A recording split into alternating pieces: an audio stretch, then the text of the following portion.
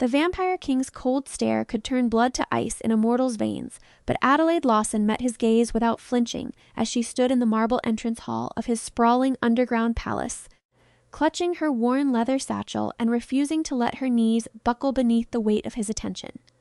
She had expected grandeur when the agency sent her to this position, but nothing could have prepared her for the reality of descending through hidden passages beneath one of London's oldest estates into a realm that existed entirely separate from the human world above. The palace stretched endlessly in every direction, lit by thousands of candles that never seemed to burn down, their flames casting dancing shadows across walls adorned with tapestries depicting centuries of vampire history. Adelaide had been hired to educate the ward of Lord Rathrien Xenakis, the Vampire King himself, and though everyone at the placement agency had warned her with hushed whispers and worried glances, she needed this position too desperately to refuse. "You are remarkably calm for someone standing before their natural predator," Rathrien said, his voice like silk dragged across stone. He moved with impossible grace, circling her slowly, his white hair falling past his shoulders in a cascade that seemed to shimmer even in the candlelight. His skin was pale as moonlight, flawless and cold-looking, and his eyes held centuries of knowledge and darkness. He wore black clothing that spoke of wealth and power, tailored perfectly to his tall, commanding frame.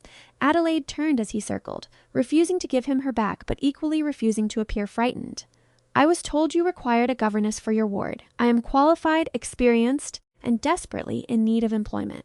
Fear would serve neither of us in this arrangement." Something flickered across his ancient features, too quick to identify. Surprise, perhaps, or the faintest hint of amusement. "My court advisors believe I should simply compel a human to serve. Force obedience through the power of my blood. Yet I prefer willing cooperation. Tell me, Adelaide Lawson, why does a woman of obvious education and refinement find herself so desperate that she would enter a vampire's domain?" She lifted her chin, meeting his gaze directly, even though every instinct screamed at her to look away from those penetrating eyes. "My father accumulated significant debts before his death. His creditors are not patient men. I have a younger sister who depends upon me, and the positions available to women of good family, but no fortune are limited. When your people approached the agency, they offered a salary triple what I could earn elsewhere. So yes, I am desperate, but I am also competent. I can teach literature, mathematics, history, languages, music, and deportment. I have excellent references from my previous positions that ended when the families learned where you intended to go next, I presume?" Rathrien stopped his circling, standing directly before her now, close enough that she could feel the unnatural coldness radiating from his body. No breath stirred his chest. No heartbeat pulsed at his throat. He was beautiful in the way a marble statue is beautiful. Perfect and still and utterly inhuman. "Some people fear what they do not understand," Adelaide said quietly. "I cannot afford such luxury." For a long moment, silence stretched between them, heavy and charged. Then Rathrien gestured sharply, and a servant appeared from the shadows so quickly, Adelaide gasped despite herself. The servant was human, she realized with shock, a young man who moved with practiced efficiency and showed no fear. "Thomas will show you to your quarters and then to the ward. Her name is Celeste. She is 73 years old, which in vampire terms makes her still very much a child, equivalent perhaps to a human girl of 10 or 11. She has had 4 governesses in the past 2 years. None lasted more than 3 months. May I ask why?" Adelaide shifted her satchel, aware that she was committing herself by even asking, by showing interest rather than fleeing. "You may discover that yourself." Rathrien turned away, his coat sweeping behind him dramatically. "Do not mistake my preference for willing cooperation as kindness, Miss Lawson. You are here to serve a purpose. If you fail, there will be consequences. If you betray my trust or bring harm to Celeste, I will ensure your debts are paid, but you will never work again anywhere in this country. If you succeed, you will be compensated generously and your sister's future secured. Those are the terms." "Understood, Your Majesty," Adelaide said, inclining her head respectfully. He paused at the doorway, glancing back over his shoulder. "And Miss Lawson, the fact that you do not fear me is either remarkably brave or remarkably foolish. I have not yet determined which." Then he was gone, moving with that impossible vampire speed that made it seem as though he simply vanished into shadow. Thomas the servant stepped forward with a gentle smile. "This way, miss. Don't let his manner frighten you too much. He's been this way for centuries, or so I'm told. All brooding darkness and dire warnings. But he's fair, in his own way."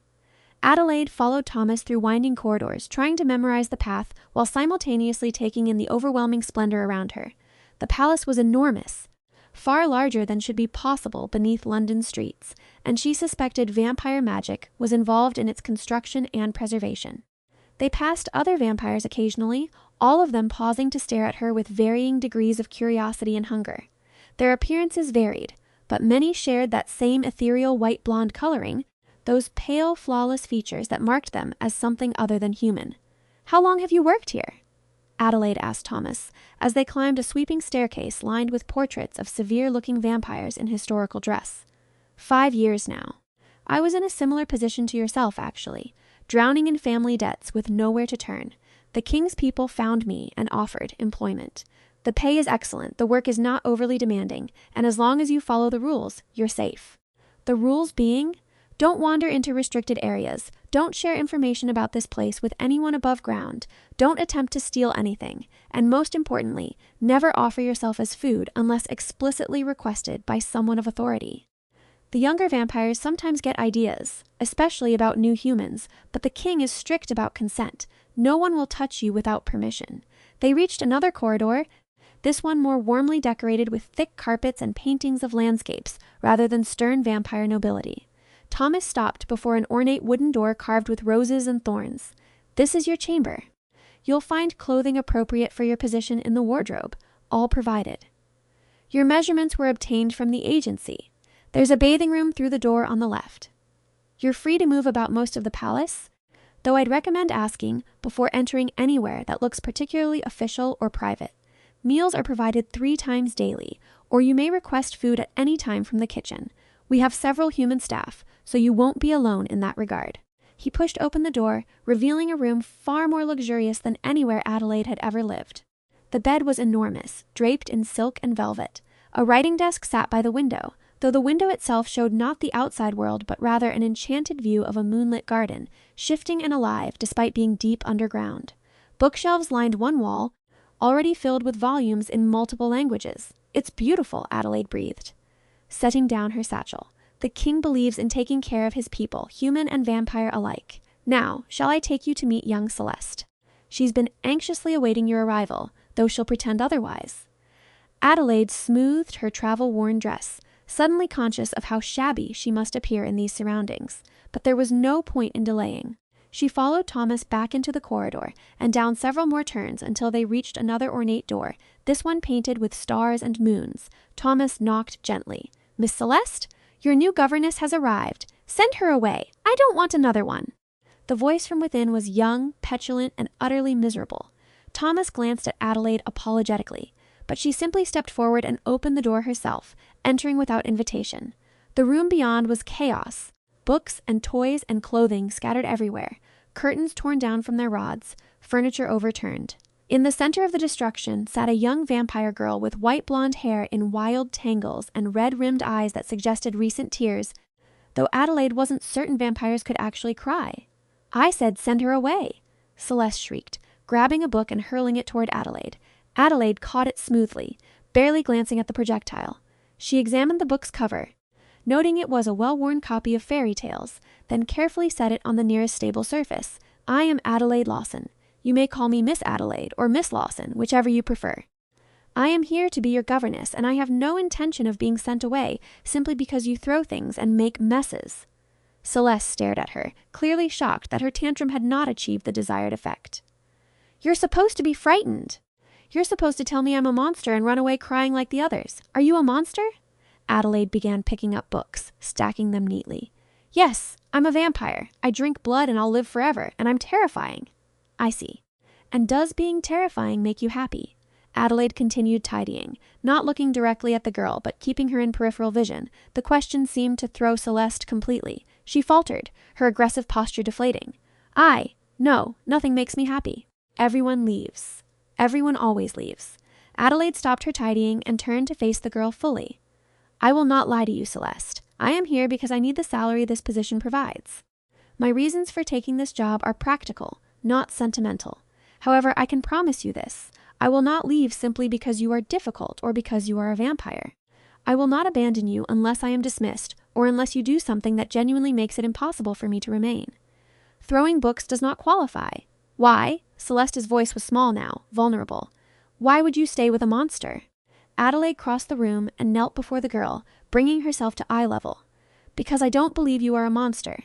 I believe you are a lonely, frightened child who has been taught to equate power with fear, and who is testing everyone who enters your life to see if they care enough to stay when staying becomes difficult. I had a student like you once before. She was human, but she behaved much the same way. Do you know what she needed?" Celeste shook her head mutely. "Patience, consistency, someone who saw past the thorns to the frightened person beneath." Adelaide stood, offering her hand. "Shall we begin again? I am Miss Adelaide. I am pleased to make your acquaintance." Slowly, hesitantly, Celeste reached out and took her hand. Her skin was cold, her grip uncertain. "I'm Celeste. I'm sorry about the mess." "Then let us clean it together, and afterward you can show me what you've been studying." Over the following weeks, Adelaide established a routine with Celeste that seemed to work remarkably well. They studied in the mornings, focusing on literature and history and mathematics. Afternoons were devoted to music and languages, and evenings to reading together, discussing stories, sometimes simply talking about Celeste's thoughts and fears and questions about the world. The girl was brilliant when she wasn't actively sabotaging her own education, capable of understanding complex concepts and asking insightful questions. She was also deeply, profoundly lonely. Her parents had died decades ago in what Adelaide learned was called the Crimson Wars, a conflict between vampire factions that had nearly torn their society apart. Rathrien, who was her uncle, had taken her in and raised her as his own, but he was the king, eternally busy with matters of state and politics and the endless complications of ruling an immortal society. He loved Celeste, that much was obvious, but he did not know how to reach her through her grief and trauma. Adelaide saw him rarely during those first weeks, usually only in passing as he swept through corridors, trailed by advisors and courtiers. He never stopped, never spoke to her directly, but she always felt his gaze following her, assessing her, measuring her performance in ways she couldn't quite define. Then one evening, nearly a month into her tenure, she was summoned to his private study. The room was dominated by a massive desk carved from black wood, stacked high with papers and scrolls and books. Maps covered one entire wall, showing territories Adelaide didn't recognize, vampire kingdoms perhaps, hidden beneath the human world. Rathrien stood at the window, that same enchanted window that showed an eternally moonlit landscape, his hands clasped behind his back. "Miss Lawson," he said without turning, "I understand my niece has not attempted to destroy anything in 17 days. This is unprecedented. She is a remarkable child who is acting out because she felt helpless and abandoned.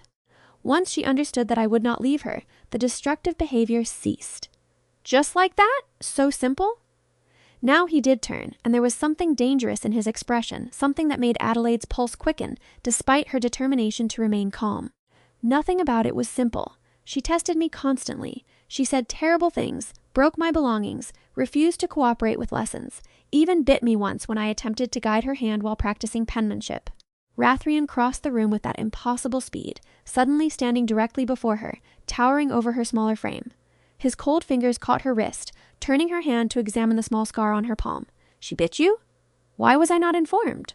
"Because it was not a true attack. She was frightened and reacted instinctively. I chose to treat it as a learning opportunity, about control and consent, rather than as a disciplinary issue." His thumb traced the scar, the touch sending unexpected shivers through her body. "She could have killed you. A vampire child may be young, but they are still far stronger than any human. But she didn't kill me." She stopped herself immediately and was horrified by what she'd done. "We discussed it," she apologized, "and she has been more careful since." Adelaide gently withdrew her hand, unsettled by how much his touch had affected her. "You did not summon me here to discuss a minor incident from weeks ago." "No," he agreed, moving away, and Adelaide felt as though she could breathe again. "I summoned you because you have accomplished in 1 month what 4 previous governesses could not accomplish in twice that time. Celeste speaks of you constantly. She is learning, thriving even, and tonight at dinner she laughed. Do you understand? I have not heard her laugh in years." The raw emotion in his voice caught Adelaide off guard. For a moment, the cold, commanding king disappeared, replaced by someone who was simply a man who loved his niece and had watched her suffer, helpless to ease her pain. "She needed someone to stay," Adelaide said quietly. "Someone who would not abandon her no matter how hard she pushed. She needed to know she was worth the effort of staying." Rathrien was silent for a long moment, his back to her again. When he spoke, his voice was rough. "You may consider your position permanent if you wish it. I will triple your current salary and establish a trust for your sister's education and future. You have proven yourself invaluable. Thank you, Your Majesty. I accept. The relief that flooded through Adelaide was overwhelming. This salary would not only pay her father's debts, but would secure her sister Emily's future completely. She would never have to worry again. There is a condition, however. Rathrien turned, his expression serious. 3 weeks hence, we host the gathering of courts. Vampires from territories across Europe and beyond will descend upon this palace. It is tradition, a time for alliances to be reaffirmed, disputes to be settled, power to be displayed. I will require Celeste to attend certain functions, and I will need you to accompany her. You would be presented as her governess and companion, under my personal protection. No one would be permitted to harm you or feed from you without facing my wrath. But you would be very visibly human in a space filled with hungry vampires, some of whom do not share my views on consent and cooperation with humans. Adelaide's mouth went dry, but she forced herself to think logically rather than react from fear. What exactly would be required of me during this gathering? Attendance at the opening ceremony and formal dinner. Remaining with Celeste during the daytime functions, when she might need support. Sitting in the gallery during certain political proceedings, representing my household. You would wear formal attire, something that marks you clearly as under my protection. You would need to learn certain protocols, ways of moving and speaking in formal vampire society. It would be demanding and potentially frightening, but I would ensure your safety personally. And if I refuse, then you remain here in the residential quarters with the other human staff during the gathering. Your position is not contingent on your agreement. However, I believe Celeste would be more comfortable with your presence, and frankly, so would I. That last admission hung in the air between them, unexpected and charged with meaning Adelaide didn't quite dare to examine. Why? She asked. Why would my presence provide you comfort? Rathrien moved toward her again, but this time he stopped a respectful distance away, his ancient eyes searching her face. Because you are remarkably steady in the face of chaos. Because you do not fear me, and that fearlessness is oddly calming. Because in all my centuries of existence, I have rarely encountered a human with your particular combination of strength and compassion. Having you visible at the gathering would send a message to my court that humans are not merely food or servants, but can be valued members of our society. It would support the progressive policies I have been attempting to implement, often against significant resistance. You wish to use me as a political symbol. I wish to protect you while simultaneously benefiting from your presence. I am being honest about my motivations, Miss Lawson. The choice remains yours. Adelaide considered carefully. The idea terrified her, but she thought of Celeste, who had only just begun to feel secure and happy. The girl would be required to attend these functions regardless, and Adelaide's absence would likely feel like abandonment to her fragile sense of security. And beyond that, there was something compelling about Rathrien's vision of human-vampire cooperation, something that spoke to her own beliefs about justice and equality. I will attend, she said finally, for Celeste's sake, and because I believe in what you are attempting to accomplish. But I have conditions of my own. His eyebrows rose, surprise and perhaps approval flickering across his features. Name them. My sister Emily must be brought here during the gathering, housed in safety among the human staff quarters. I will not leave her vulnerable above ground if there are to be many unfamiliar vampires moving through the area. Additionally, I want your word, your binding oath, that if anything happens to me, she will be provided for according to the terms of the trust you mentioned, and that she will never be harmed or approached by any vampire without her full, informed consent. Done, Rathrien said immediately. I will send my most trusted human servants to collect her before the gathering begins. She will be under my personal protection, as will you. My word and my oath on it, by the ancient blood laws that bind all vampires. He extended his hand, and Adelaide took it, feeling that same shock of cold contact, that same unexpected awareness. His fingers closed around hers, firm and careful, and for a moment, she felt the weight of his power, the centuries of existence concentrated in his grip. Thank you, she said softly. Do not thank me yet. The gathering will test you in ways you cannot imagine, but I will be there, watching over you and Celeste both. No harm will come to either of you while I draw breath. The intensity in his voice made her shiver, but not from fear. There was something else building between them, something neither acknowledged but both felt, a connection that went beyond the professional arrangement they had established. Adelaide withdrew her hand reluctantly and stepped back. I should return to Celeste. She'll be expecting me for evening reading. Of course. Thomas will begin your instruction in court protocols tomorrow. The lessons will be intensive, but I trust in your ability to learn quickly. Adelaide nodded and turned to leave, but paused at the doorway.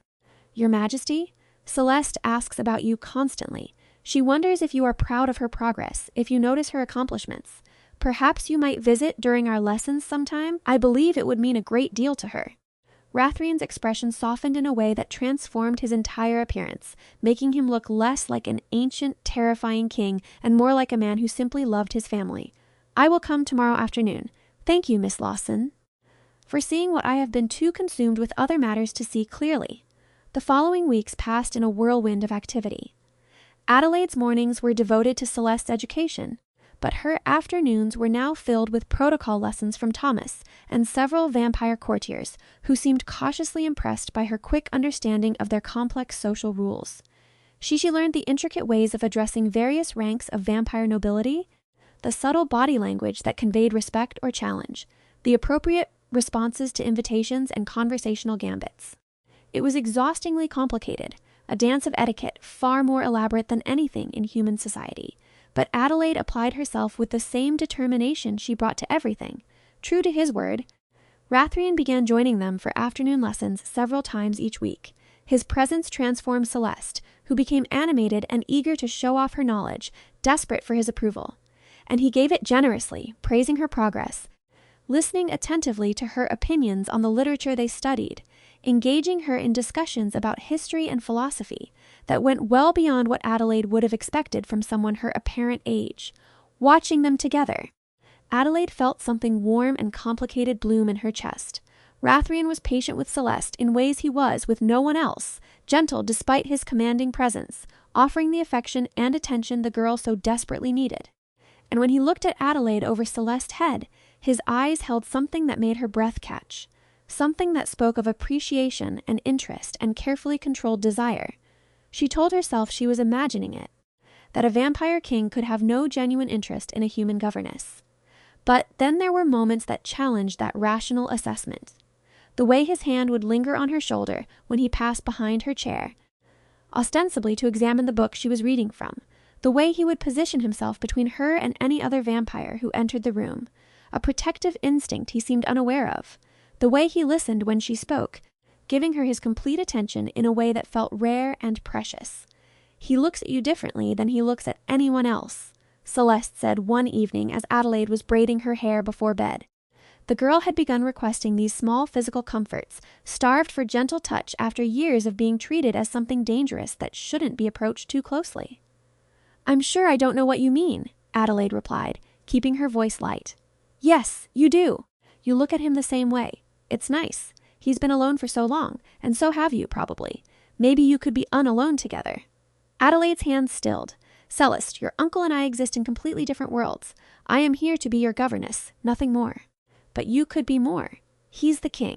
If he wanted you to be more, no one could stop him. That is precisely why nothing could ever happen between us. Any relationship would be fundamentally unequal, tainted by the power he holds over my livelihood and your well-being. It would not be right." Celeste twisted to look up at her, surprisingly serious. "But what if you both wanted it? What if you chose it? Wouldn't that make it equal?"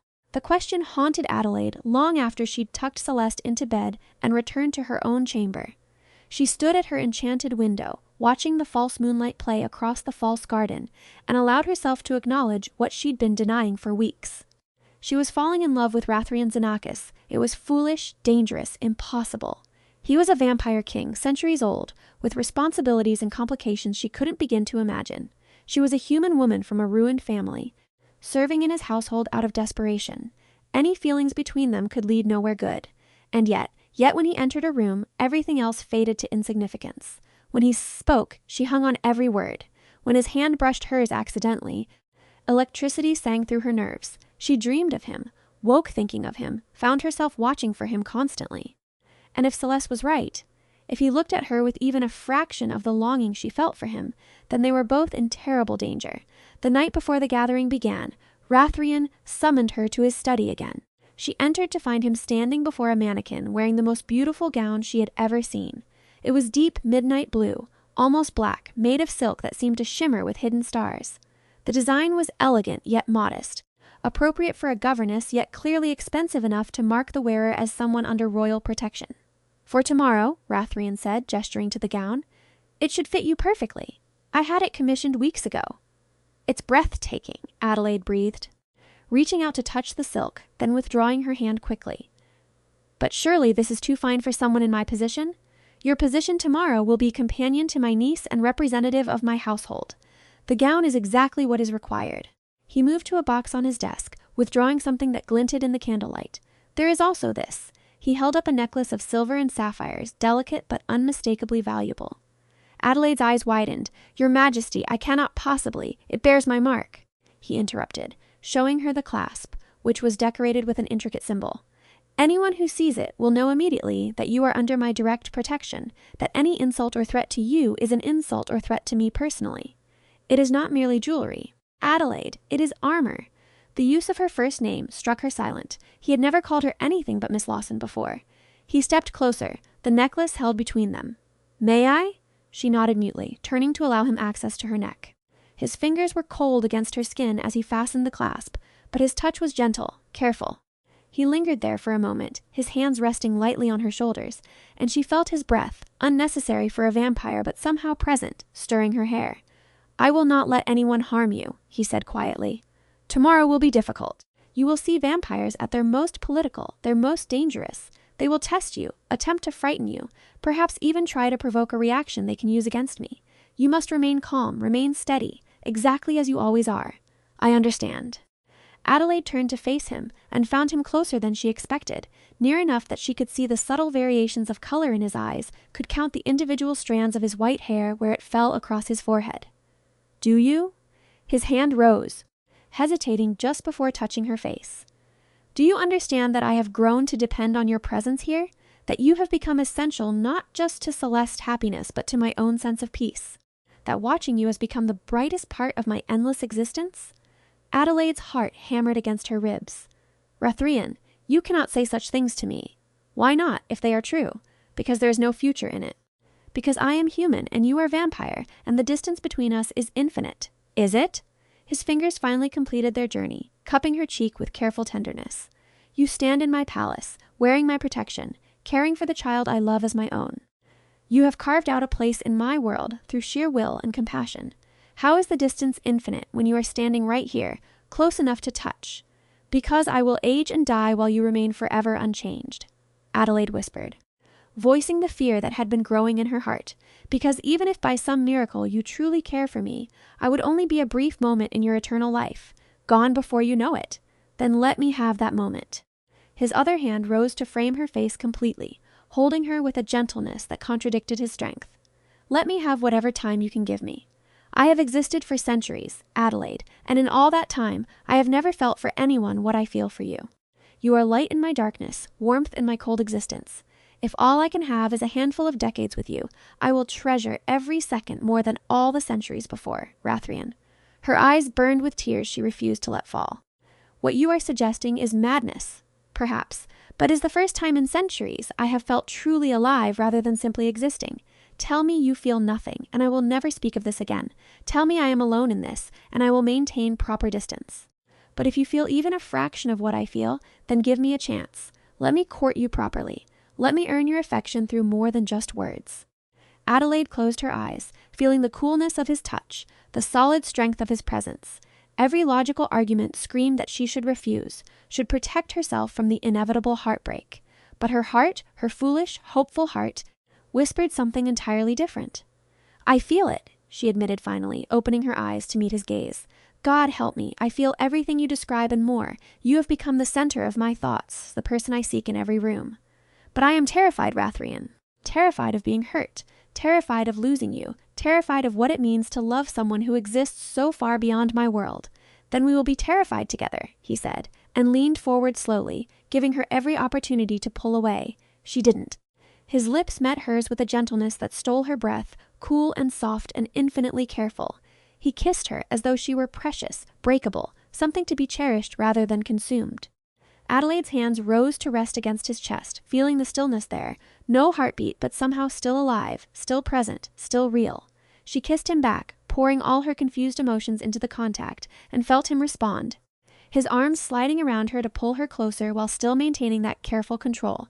When they finally separated, both were trembling. Rathrien rested his forehead against hers, his eyes closed. I have never felt anything like that.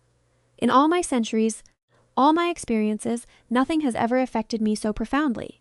What do we do now? Adelaide asked, her hands still pressed to his chest, reluctant to break the contact. Now we face tomorrow together. We navigate the gathering, we protect Celeste.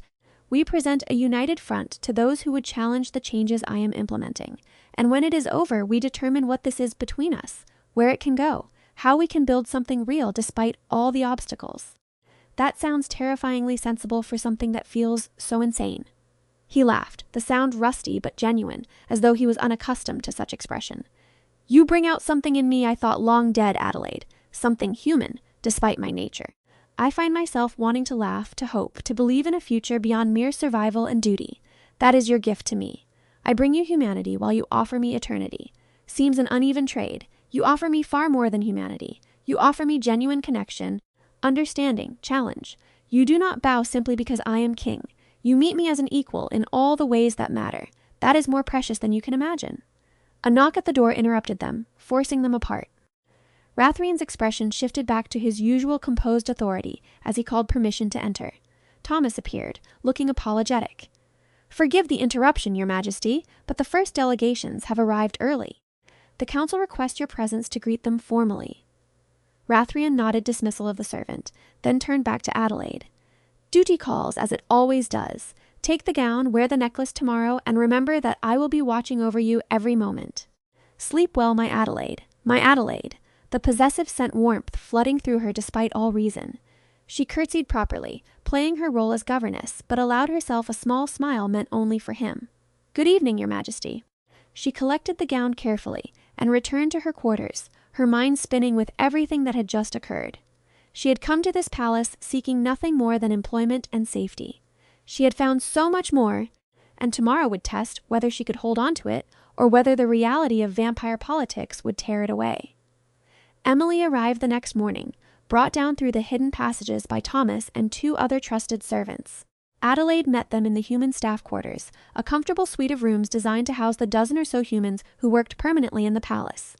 Her sister rushed into her arms, younger by 5 years but looking older now, worn down by grief and worry. Ada, I can barely believe this place. They were so secretive about bringing me here, made me promise not to tell anyone where I was going, and then we went down and down and down, and suddenly there's this entire palace under London. Are you safe here? Are you truly all right? Adelaide hugged her tightly, breathing in the familiar scent of her sister's hair. I am more than all right. I am safe, I am well paid, and I am happy, Emily. Truly happy for the first time since Father died. Emily pulled back, studying her face. You look different. Glowing, almost. Ada, what has happened? Too much to explain quickly, but I need you to stay here in these quarters during the next few days. There are important visitors, dangerous ones, and I don't want you anywhere near the formal areas of the palace. The people here will care for you, and I will visit when I can. Once this event is over, I'll tell you everything. I promise, important visitors, Ada. You're frightening me. Don't be frightened. Just be careful and trust me. Can you do that? Emily nodded slowly, still looking uncertain but willing to defer to her older sister's judgment.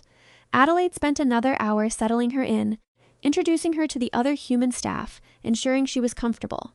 Then duty called, and she had to return to her own quarters to prepare for the evening's opening ceremony. The gown fit perfectly, flowing over her body like water, making her look elegant and sophisticated in ways her usual practical clothing never achieved. She arranged her dark hair in an elaborate style one of the vampire courtiers had taught her, leaving her neck bare so Rathrien's necklace could be clearly displayed. When she finally examined herself in the mirror, she barely recognized the woman staring back. A knock at her door announced Celeste, who entered wearing her own formal gown of deep crimson, her white hair elaborately braided. The girl stopped short, eyes wide. Miss Adelaide, you look like a queen. Hardly that, but thank you, darling. You look absolutely beautiful yourself. Are you ready for this evening? Celeste's brave facade cracked slightly. I'm frightened. There will be so many vampires, so many strangers. What if I make a mistake? What if I embarrass Uncle Rathrien? Adelaide knelt before her, heedless of potentially damaging the fine gown. Listen to me. You are smart, kind, and brave. You are also the niece of the king, which means you have every right to be there. I will be beside you the entire time. If you become overwhelmed, we can step out to a quiet space. This is not a test you can fail, Celeste. It is simply an event you must attend. We will face it together." The girl threw her arms around Adelaide's neck, hugging fiercely. "I'm so glad you came here. I'm so glad you stayed." "So am I, sweetheart. So am I." They made their way to the grand ballroom together, escorted by Thomas and 2 vampire guards. The corridors were crowded now with visiting vampires, all of them turning to stare as Adelaide passed. She kept her head high, her expression calm, refusing to show fear even as her heart raced. The necklace felt heavy at her throat, a constant reminder of the protection it represented. The ballroom was breathtaking, easily the size of a cathedral, with vaulted ceilings painted with murals depicting vampire history. Hundreds of candles provided light, their flames reflecting off gold and crystal decorations. Vampires filled the space, all of them dressed in formal attire that ranged from historically accurate period clothing to more modern suits and gowns. They spoke in dozens of languages, their voices creating a constant low murmur beneath the string quartet playing in one corner. Every eye turned to Adelaide and Celeste as they entered. The sudden attention was overwhelming, predatory. Dozens of ancient beings assessing the human who dared walk among them. Adelaide felt Celeste's hand tighten in hers and squeezed back reassuringly. Then Rathrien was there, appearing before them with that impossible vampire speed. He wore black formal attire that made him look even more commanding than usual, his white hair pulled back from his face, his ancient eyes sweeping the room with clear authority. When his gaze landed on Adelaide, something softened in his expression, just for a moment. "Celes, Miss Lawson. Thank you for being prompt.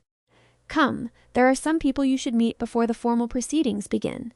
He offered his arm to Celeste, who took it gratefully and gestured for Adelaide to walk on his other side. The message was clear. These 2 were under his personal protection, part of his inner circle. Adelaide could feel the weight of stares following them as they moved through the crowd, could hear whispers in various languages, some curious, some hostile, some simply shocked. Rathrien introduced them to various vampire nobles, each introduction a careful political calculation. Adelaide curtsied and smiled and spoke when spoken to, falling back on her protocol training. Most of the vampires were coolly polite, assessing her with open curiosity. A few were more openly hostile, their disdain for her humanity barely concealed. "So this is the human governess we have heard so much about," one particularly intimidating vampire said, her accent suggesting Eastern European origin. She was beautiful in that terrifying vampire way, her white hair piled high, her crimson gown dramatic and revealing. "Tell me, little human, do you not fear being surrounded by so many predators?" "Fear serves no useful purpose, my lady," Adelaide replied calmly. "I am here in my capacity as governess to Lady Celeste, under the direct protection of His Majesty. I trust in his authority and his justice." How remarkably naive, or perhaps remarkably brave. I have not yet determined which. The vampire leaned closer, breathing deeply. "You smell exquisite, like sweet wine and innocence.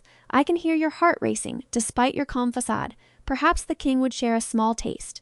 Rathrien's hand landed on Adelaide's shoulder, his grip gentle but his voice pure steel. "Lady Katerina, you overstep.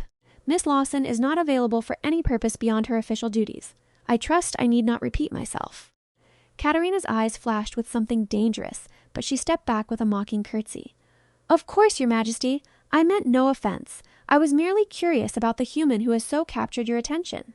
The implication hung heavy in the air, and Adelaide could see other vampires leaning in, interested in this confrontation. Rathrien's jaw tightened, but before he could respond, Celeste spoke up with surprising force. "Miss Adelaide is the best governess I have ever had. She is smart and kind and brave, and she cares about me when most people are too frightened to even speak to me properly. If you insult her, you insult our entire household, Lady Katerina." Pride flashed across Rathrien's features, and several nearby vampires looked impressed by Celeste's defense. Katerina's expression shifted, reassessing the young vampire with new interest. "Well spoken, little one. You have your uncle's fire. Very well, I withdraw any implied insult. Peace between our houses, as tradition demands." The moment passed, but Adelaide knew it was only the first of many such tests. The evening continued with excruciating slowness, each conversation a potential minefield, each introduction a chance for disaster. But Rathrien remained nearby always, his presence a shield against the worst of the attention. And gradually, Adelaide began to notice something interesting. Many of the younger vampires seemed genuinely curious about her rather than hostile, asking thoughtful questions about human education, human society, human perspectives on the relationship between their species. During the formal dinner, Adelaide sat at the high table near Rathrien and Celeste, a position that clearly marked her status. The food served was exquisite, prepared by human chefs for the benefit of the few humans present, while the vampires drank from crystal goblets filled with blood from willing human donors. It was surreal, sitting among immortal predators while they discussed politics and alliances that had been centuries in the making. She noticed Rathrien never took his eyes off her for long, constantly monitoring her comfort level, ready to intervene at the slightest sign of distress.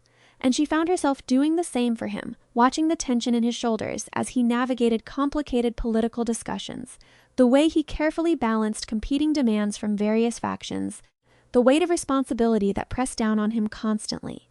When the formal dinner finally concluded and the gathering shifted to more casual socializing, Rathrien leaned close to Adelaide, his lips nearly brushing her ear. "You are doing magnificently.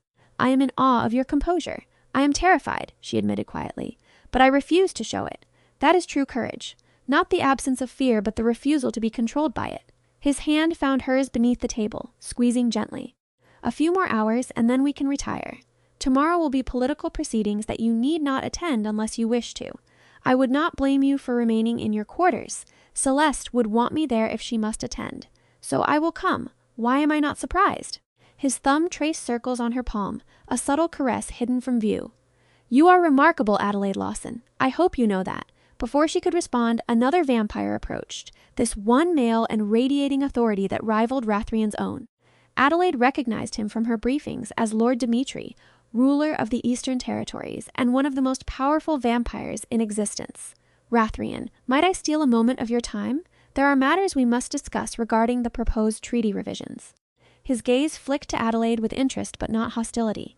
"Your companion is welcome to join us, if you prefer not to leave her side." "Miss Lawson requires rest after such a demanding evening," Rathrien said smoothly, standing and helping Adelaide to her feet. "Thomas will escort her and Celeste to their quarters. I will attend you shortly, Dimitri." He caught Adelaide's hand one more time, pressing something into her palm before releasing her. She glanced down to find a small key, warm from his touch. Later, when she was finally alone in her quarters, she discovered the key opened a private door connecting her room to a small sitting area she hadn't noticed before. And beyond that sitting area was another door, this one leading to what could only be Rathrien's private chambers. She stood in the doorway, key in hand, understanding the significance of this gift. He was offering her access to his most private space, his sanctuary. It was trust, vulnerability, invitation, all wrapped into one small gesture. She could ignore it, maintain proper boundaries, keep their relationship strictly professional, despite what had passed between them. Or she could walk through that door and embrace everything it represented. Adelaide made her choice. She stepped through into the sitting area, noting the comfortable furniture, the extensive bookshelves, the personal touches that made this space distinctly his. She didn't proceed to his actual bedchamber, didn't presume that level of intimacy. Instead, she settled into one of the chairs with a book, and waited. He found her there hours later, exhausted from political negotiations, tension evident in every line of his body. He stopped short when he saw her, surprise giving way to something warm and grateful. "You used the key. I did. I hope that was appropriate?" It was more than appropriate. He moved to stand before her, gazing down with an expression that made her breath catch. "It was everything I hoped for and more. I want to build something real with you, Adelaide. Not just stolen moments and hidden affection, but something genuine and acknowledged. I know the obstacles, I know the complications, but I am willing to face them all if you are." She stood, closing the distance between them, and took his hands in hers. "I am terrified of how much I care for you, terrified of how quickly this has grown, how deeply I have fallen. But I am also certain, more certain than I have been of anything, that I want this, want you. Whatever time we have, whatever complications arise, I want to face them with you." He pulled her into his arms, holding her tightly, and she felt him shudder against her. "You have no idea how long I have been alone, how many centuries I have existed without truly living. You have awakened something in me I thought long dead, Adelaide. You have made me hope again." They stood like that for a long time, simply holding each other, taking comfort in the contact. Eventually, Rathrien pulled back enough to look at her face. "It's late, and you are exhausted. Let me walk you back to your chamber. Tomorrow will be another demanding day. Will I see you during the proceedings? I will be occupied with political matters most of the day, but I will find time to check on you and Celeste. And tomorrow evening, there is a less formal gathering, more of a social event. I would like to announce publicly that I am courting you, if you will permit it." Adelaide's heart leaped at the declaration. Publicly? Rathrien. That will cause significant controversy. Let it. I am tired of hiding what I feel, tired of political calculations dictating my personal life. I am the king. If I choose to court a human woman, that is my prerogative. Those who object can bring their concerns to the council, where I will address them formally. But I will not hide you away as though you are something shameful. You deserve better than that. The king who fought for centuries to bring progressive change to vampire society, Adelaide said softly. Still fighting, still pushing boundaries. With you by my side, I feel capable of fighting any battle. He kissed her forehead gently. Sleep well, my brave Adelaide. Dream sweetly. She returned to her chamber floating. Despite her exhaustion, despite her lingering fear about the coming days, she had found something precious here in the darkness beneath London, something worth fighting for. The second day of the gathering was indeed less formal, though no less politically charged. Adelaide spent the morning with Celeste, both of them remaining in their quarters while the vampire nobility engaged in complex negotiations and alliance discussions that could last years if left unchecked. In the afternoon, several younger vampires requested permission to visit, expressing genuine curiosity about human education methods. Adelaide found herself hosting an impromptu salon in the informal sitting room attached to Celeste's quarters, discussing literature and philosophy and pedagogy with vampires who had lived through centuries of human history. It was fascinating, hearing their perspectives on events she had only read about in books, understanding how vampire society had evolved alongside human civilization while remaining hidden from it. One vampire in particular, a woman named Elisabetta, who appeared no older than 20 but had lived since the Renaissance, became quite animated discussing Adelaide's teaching methods. We have struggled for so long with educating our young. They are children for decades, sometimes centuries, and traditional vampire approaches often fail to engage them properly. What you have accomplished with Celeste is remarkable. Would you consider writing a treatise on your methods? It could revolutionize how we approach education throughout our society. I would be honored, Adelaide said, surprised by the request, though I imagine some would object to taking educational advice from a human. Some object to everything, Elisabetta replied with a dismissive wave. Progress requires challenging old assumptions. King Rathrien understands this, which is why he is pushing so hard for greater cooperation between our species. You represent the very possibility he is fighting to establish. No pressure, then, Adelaide said wryly, earning laughter from the assembled vampires. Celeste watched the interaction with clear pride, evidently pleased to see her governess holding her own among vampire nobility. When the visitors finally departed hours later, the girl hugged Adelaide tightly. They liked you. They respected you. Did you see? I saw. Though I suspect much of that respect is borrowed from your uncle's authority. No, it's because you're genuinely interesting and smart and different from what they expected. You're changing minds, Miss Adelaide. You're showing them that humans can be more than just food or servants. That evening, Adelaide dressed even more carefully than before, knowing what was coming. The gown was deep emerald this time, another gift from Rathrien, and she wore the sapphire necklace again, its protection more important than ever. When she entered the informal gathering, she found it decidedly less stuffy than the previous night's formal ceremony. Vampires mingling more freely, conversations more relaxed. Rathrien found her almost immediately, offering his arm with clear intention. Walk with me? She took his arm, acutely aware that every eye in the room was tracking their movement. He led her to a slightly raised platform at one end of the room, a space clearly designated for announcements and formal addresses. Her heart hammered as she realized what he intended. He raised his hand, and the room fell silent immediately, all attention focused on their king. My friends, my allies, honored guests, I have an announcement that some of you have perhaps already anticipated, given the rumors that have no doubt circulated. I wish to formally declare my intention to court Miss Adelaide Lawson, governess to my niece and valued member of my household. The silence that followed was absolute and charged with shock. Several vampires exchanged glances, clearly stunned. Then someone began to clap, slowly at first, and Adelaide was startled to see it was Lord Dimitri, the powerful Eastern ruler.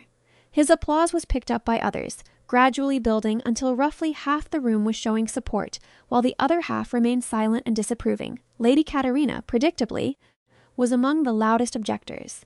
She stepped forward, her expression carefully controlled, but her eyes flashing with anger. Your Majesty, surely you must see how inappropriate this is. She is human, mortal, fundamentally beneath your station. To court her publicly is to invite mockery and undermine your own authority. On the contrary, Rathrien said calmly, his hand tightening protectively on Adelaide's.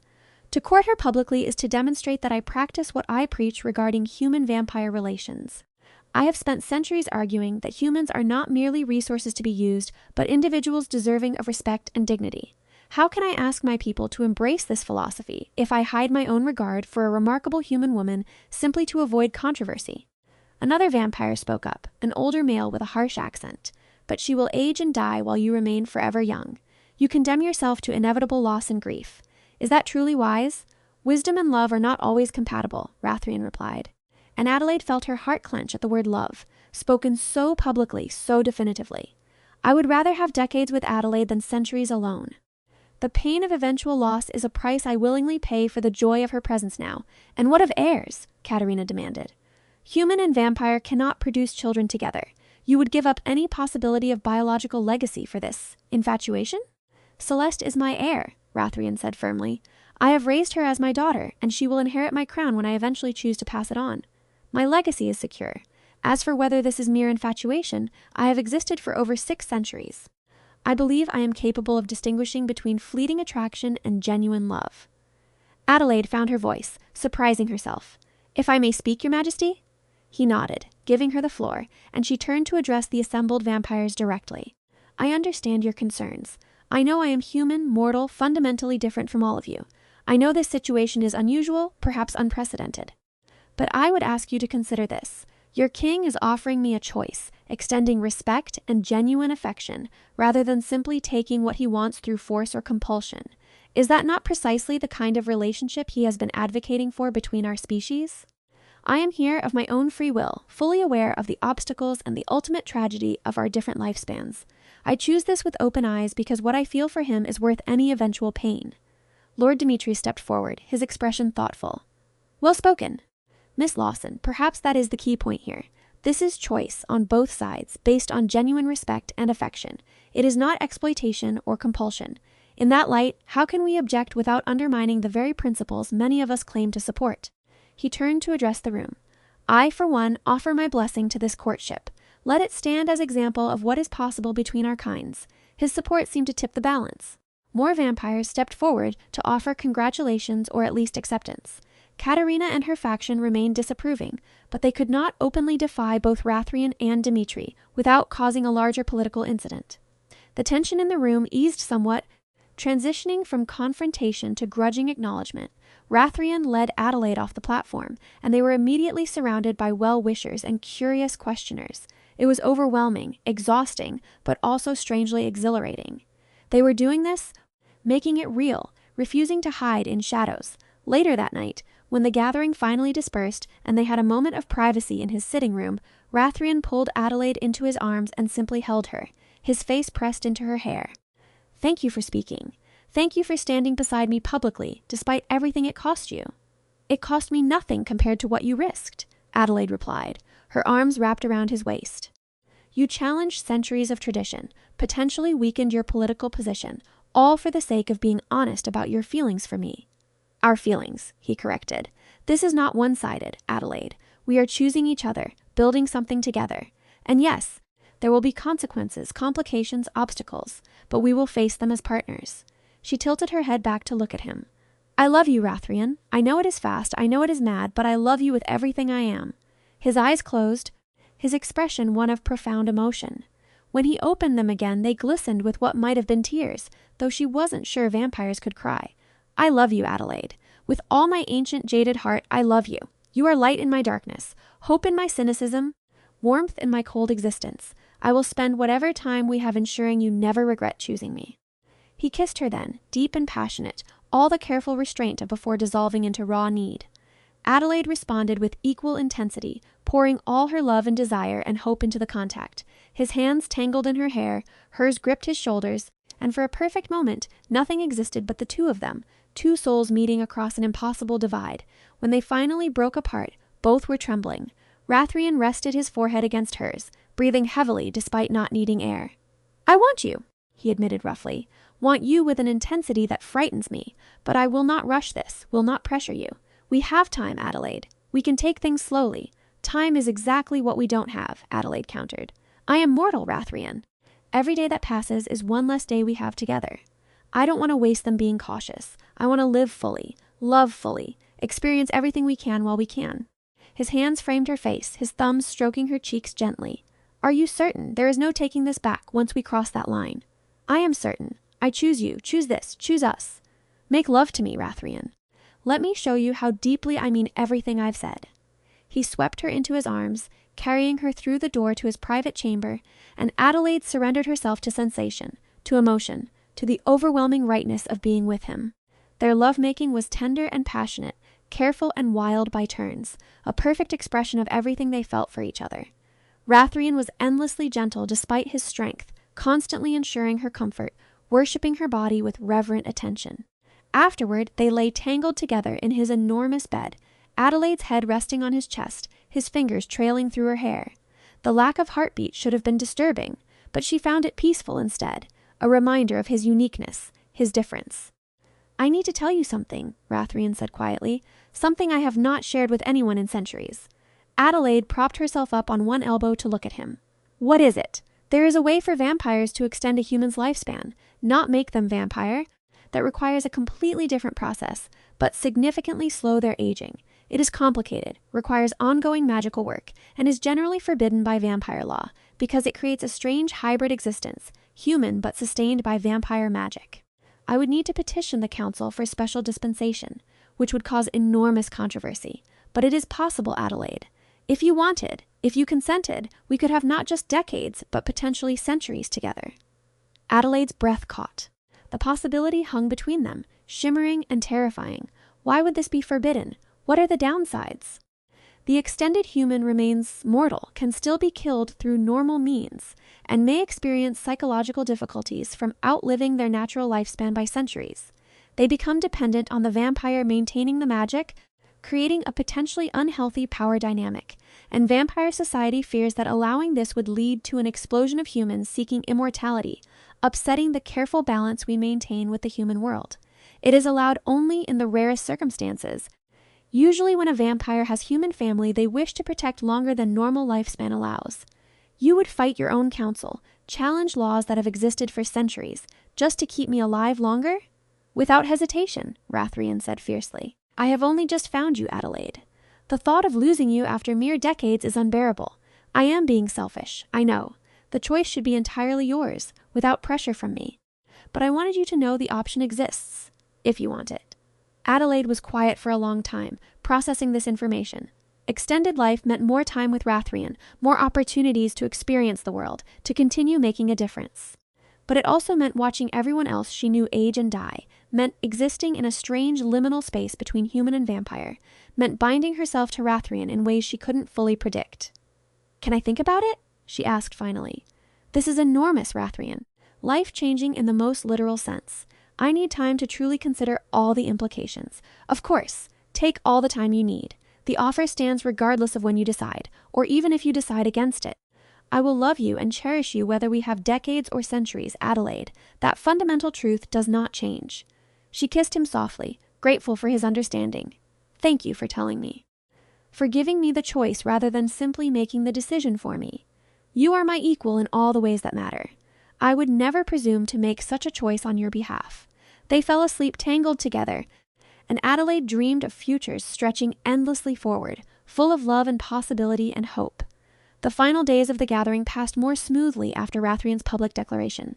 Adelaide's presence became almost normalized, accepted if not universally approved. She attended various functions with Celeste, participated in discussions about education reform, even found herself advising several vampire nobles on how to better communicate with the human communities in their territories. Emily met Rathrien briefly, brought up from the human staff quarters for a supervised visit. Adelaide watched nervously as her sister curtsied before the vampire king, but Rathrien was graciousness itself, thanking Emily for sharing her sister with his household and promising that Adelaide's position was secure for as long as she wished to remain. He loves you, Emily said wonderingly after Rathrien had excused himself to attend to other matters. I could see it in how he looked at you, how he positioned himself near you constantly. Ada, you've found something miraculous. I have, Adelaide agreed, allowing herself to acknowledge the joy alongside the fear. Something impossible and miraculous and terrifying all at once. When the gathering finally concluded and the visiting vampires departed for their own territories, the palace settled back into its normal rhythms. But everything had changed fundamentally. Adelaide was no longer simply the governess, but publicly recognized as the king's chosen companion. It changed how others treated her, the respect she was afforded, the access she was granted to various areas of vampire society. Celeste was delighted by the development, happily planning what she termed family outings that included Adelaide as a permanent fixture. The girl thrived under Adelaide's continued attention, her education progressing by leaps and bounds now that she felt secure and loved.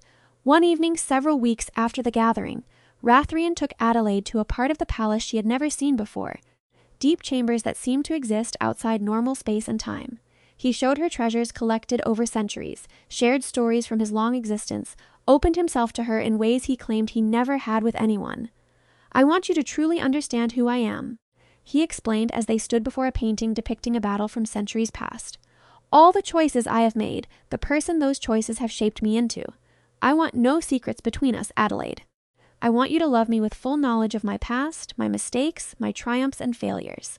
"I already do," Adelaide said, taking his hand, "but I appreciate you sharing this with me. Every piece of your history helps me understand the man you've become." They stood in silence for a moment before Rathrien spoke again, his voice careful. "Have you given any thought to the lifespan extension I mentioned?" Adelaide squeezed his hand.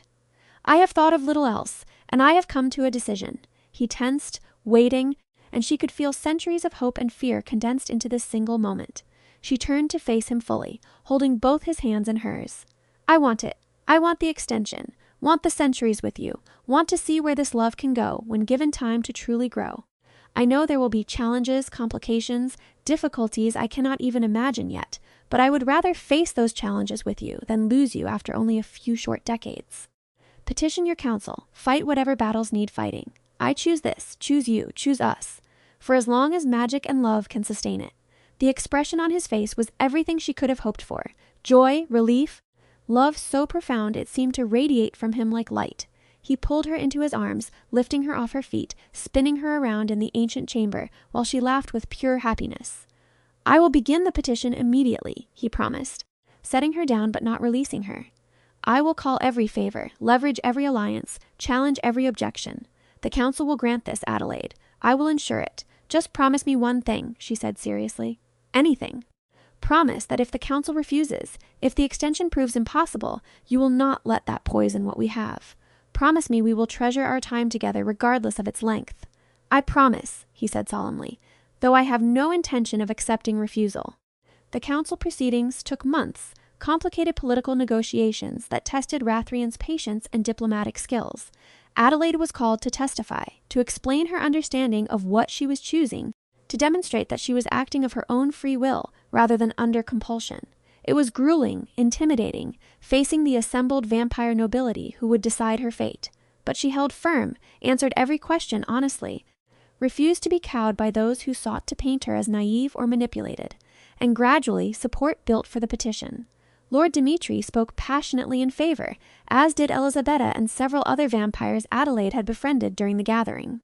Even some who had initially opposed Rathrien's courtship found themselves persuaded by Adelaide's obvious sincerity and intelligence. The final vote was closer than Rathrien would have liked, but ultimately successful. The council granted special dispensation for Adelaide's lifespan extension, with the caveat that she would need to report annually to ensure the magic was not causing undue harm, and that she remained willing to continue the arrangement. The ritual itself was complex, requiring days of preparation and hours of sustained magical work from Rathrien and several other powerful vampires. Adelaide lay at the center of an intricate pattern of symbols while they chanted in languages dead for millennia, channeling power that made her skin tingle and her bones ache. But she endured, focusing on her love for Rathrien, on her determination to have a future with him. When it was finally complete, she felt different, subtle but unmistakable. Lighter somehow, as though time's grip on her had loosened.